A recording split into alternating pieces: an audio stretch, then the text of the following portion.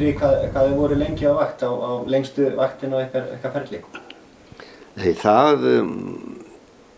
ég man ekki nákvæmlega, en það til dæmis þannig að við flugum til New York á fjörkunum fram og tilbaka og án þess að fara á hótel að fá hvíld í New York, sko.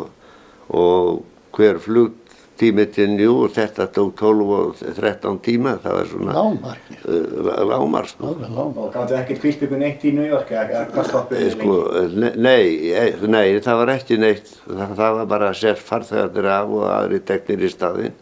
En ég man eftir miklu lengri flugum en það, vegna þess að þegar við vorum í flugunum þarna, innflytjendaflugunum frá Ítalíu og Frakklandi niður til Caracas í Suður-Ameríku, að þá flugum við hérna sko dag eftir dag. Ég man nú ekki hvað marga sólarhringa, en það var flogið þar til að var komið tilbaka upp til Puerto Rico, þar sem að hér að við hvíldum okkur og tókum banana fyrir leiðina heim.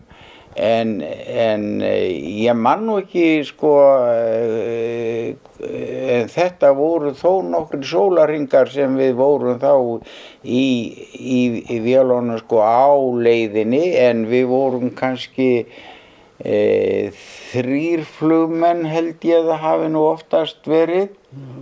Ég man ekki eftir einum reglum flugtíma. En það voru engar reglur þannig, nema bara þegar við gátum ekki meira. Það var ekkert verið að, sko, og vélarnar þurftu að þá að fara í stopp eða skoðun eða þess háttar, sem að var nú oft framkvæmt að miklu leyti af flugvélstjóranum sem var borð.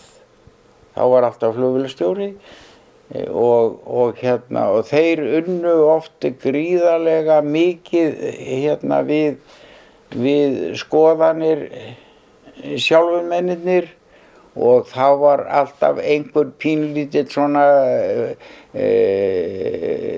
varahlutaforði borð sem að helst þurfti, svo sem eins og kerti og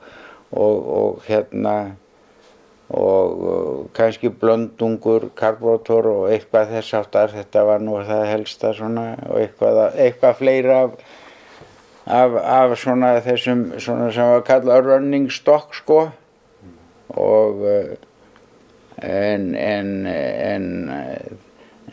það var ekki farið í neinar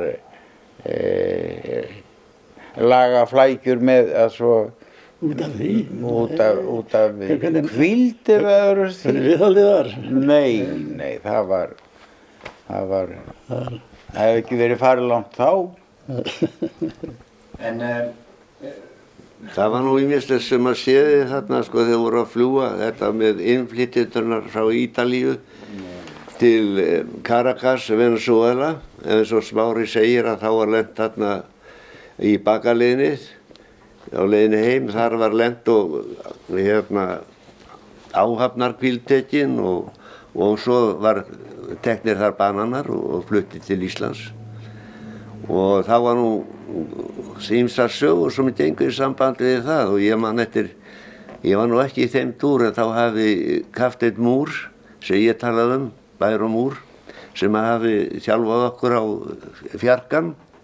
Hann var svona mikill ævintýramaður og mikill spekúlant, og hann hafði verið á skóla með Lindberg, við vorum saman, lærðum saman, þetta frægu kall. Og hann gerði það viðskipti þarna, hann keypti stríðshana á Puerto Rico. Ég var í þessum túr. Og hann ætlaði að þéna eitthvað á þessu stríðshana.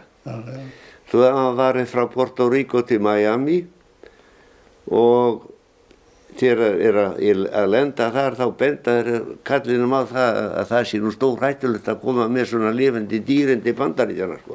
Hann lendi bara í vandræðum. Svo að kallið segir að koma með hanan fram í, svo lenda þeir og þegar þeir lendir þá opnar kallinn hliðargluggann og segir throw the rooster out the window og þeir taka hanan og henda honum út á braut og þeir sáu eftir honum að hann var hlaupandi þarna eftir brautinni og svo fara þeir upp að flugstöðarbyggingunni og þá komur landgang þar og koma menn þarna að tóa vélina og taka mótinni og þá kemur haninn hlaupandi þarna upp að vélinni. Já, einmingja hani hélt að þetta verið nýja hænslastíðan sín. Það séði svona ýmislegt í þessum verðum. Magnús kann þetta kannski betri. Nei, þetta er alveg nákvæmt svona eins og það var.